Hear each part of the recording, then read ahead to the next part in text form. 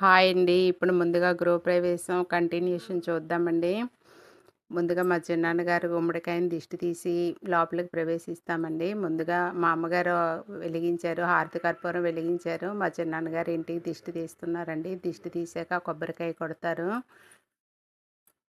3 సార్లు తీయాలండి. నేలకేసి గట్టిగా కొట్టాలి. ఒకసారి పగిలితే చాలా మంచిదండి. అక్కడ గచ్చు కొంచెం మెత్తగా ఉండడం వల్ల రెండోసారి కొట్టవలసొచ్చింది. ఇప్పుడు కొబ్బరికాయ కొడుతున్నారండి. కొబ్బరికాయ కొట్టాక ముందుగా గోమాతను లోపలికి పంపిస్తారు. కొబ్బరికాయ కొట్టి ఇంటికి 2 వైపులా పెట్టాలండి. 2 వైపులా పెట్టారు. మేమందరం వెనక నిల్చున్నామండి. ముందుగా లక్ష్మీదేవి ఫోటోలు పట్టుకొని లోపలికి వెళ్ళాలండి. ఎవరైనా సరే బిందెతో నీళ్ళు, లక్ష్మీదేవి ఫోటోసు. ఇప్పుడు మా తమ్ముడు ఆవు తీసుకొని లోపలికి వెళ్తున్నాడండి.